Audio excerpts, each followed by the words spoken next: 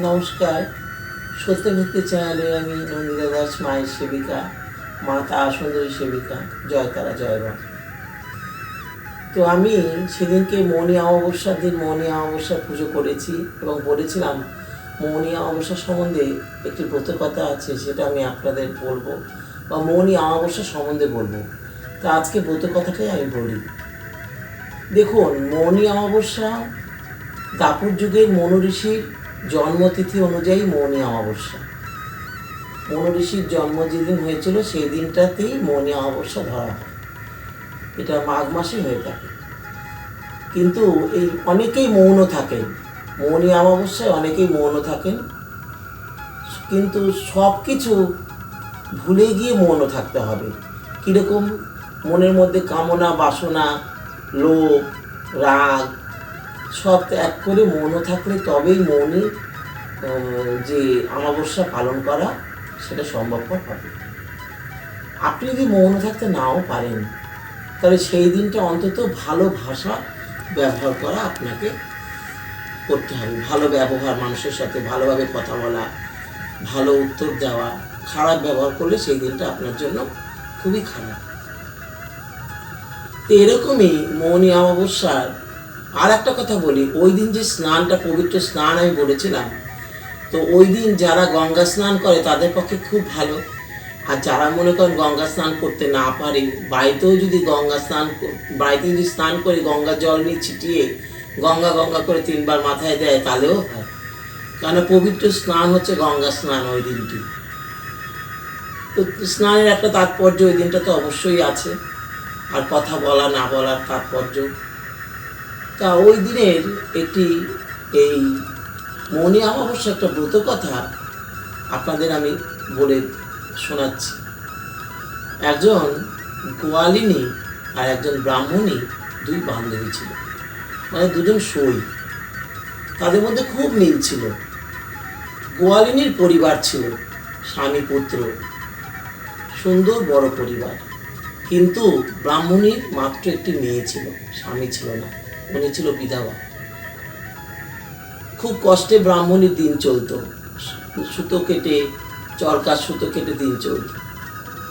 তো একদিন ব্রাহ্মণী বসে বসে চরকার সুতো কাটছে, ঠিক সেই সময় একজন ভিক্ষুক এসে দৌড়ে দাঁড়ায়। তো ব্রাহ্মণী তার মেয়েকে বলে, যাও মা, ভিক্ষা দিয়ে এসো, অতিথি এসছে, দৌড়ে যাও। তো বাচ্চা মেয়েটি গিয়ে ভিক্ষুককে ভিক্ষুক দান করে।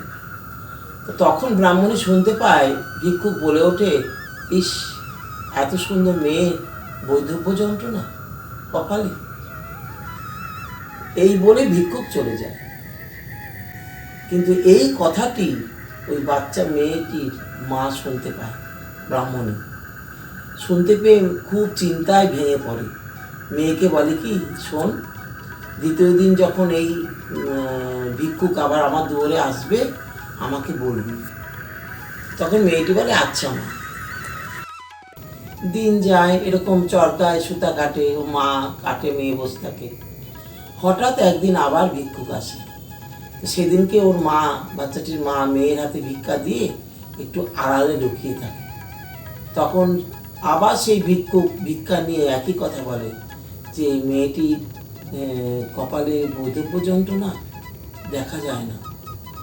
তো এই বলে মেয়েটি তো কিছুই বোঝে না, ও চুপচাপ চলে আসে। কিন্তু মেয়েটির মা আড়াল থেকে গিয়ে ভিক্ষুকের সামনে গিয়ে তার পা জড়িয়ে ধরে কাঁদতে থাকে। তখন ভিক্ষুক বলে, কাঁদছো কেন?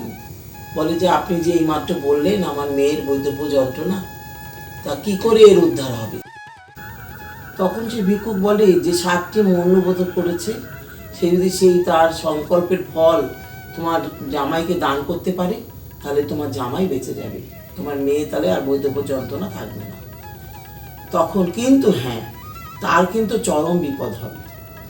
তখন ওই ব্রাহ্মণী চিন্তা করলো যে তাহলে তার কি কোনো বাঁচার পথ নেই? বলে, হ্যাঁ, তার বাঁচার পথ আছে। বলে, কি পথ?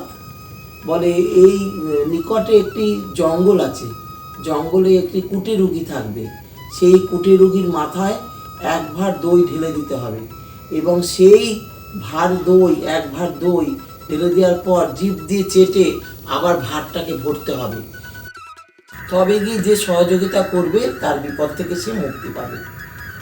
তখন বলল আচ্ছা ঠিক আছে। এইবার ব্রাহ্মণী মনে মনে ভাবলো যে একমাত্র এই কাজ করেছিল গোয়ালিনী, ওর বান্ধবী, ও সই। ও মনে মনে জানতো। ও কি শুরু করলো, প্রতিদিন ভোরবেলা উঠে গোয়ালিনীর বাড়ি যেত, অন্ধকার থাকতে। ভোরবেলা উঠে গিয়ে গোয়ালিনীর বাড়ি পরিষ্কার পরিচ্ছন্ন করে দিয়ে একদম যত কাজ আশিবাসি কাজ করে দিয়ে বাড়ি আসতো। গোয়ালিনী সকালবেলা উঠে দেখতো সব কাজ করে দিয়ে গেছে, কিন্তু কে করে গেছে গোয়ালিনী জানতো না। তো একদিন গোয়ালিনী ভোরবেলা উঠেছে, উঠে দেখছে যে ওই ব্রাহ্মণী ওর বান্ধবী সব কাজ করছে। তখন ধরা পড়ে গেছে। তখন বলছে কি ব্যাপার, তুই তুই এই প্রতিদিন এসে আমার এই সব কাজ এটুকাটা কাজ করিস, তুই এটা ব্রাহ্মণ, আমার মহা পাপ, আমার ভীষণ পাপ হবে, তুই ব্রাহ্মণ হয়ে আমার এটুকাটা নষ্ট সব পরিষ্কার করিস। তখন ব্রাহ্মণী বলে না, আমার কোনো পাপ হবে না, আমি খুব বিপদে পড়েছি। তখন ওই গোয়ালিনীকে সব ব্রাহ্মণী বলে যে আমার বিপদ। তখন গোয়ালিনী বলে তখন তোর কোনো বিপদ নেই, তোর এই বিপদ থেকে আমি তোকে মুক্তি করব। তো যথারীতি ব্রাহ্মণীর মেয়ের বিয়ে ঠিক হয়, ব্রাহ্মণীর মেয়ের বিয়েও হয়। ওমা, বিয়ে হওয়ার পর কিছুক্ষণ পরেই ব্রাহ্মণীর মেয়ের স্বামী মারা যায়। সেই মুহূর্তে গোয়ালিনী আসে, গোয়ালিনীর মনে পড়ে যায় ব্রাহ্মণীর কথা, দেওয়া কথা। তখন সে কী করে, যে 7টি ব্রত করেছিল মৌনী অমাবস্যার, সেই 7 ব্রতের যে ফল পুরো সংকল্প করা, সেই ফল পুরো দান করে দেয় ওই জামাইয়ের উপরে।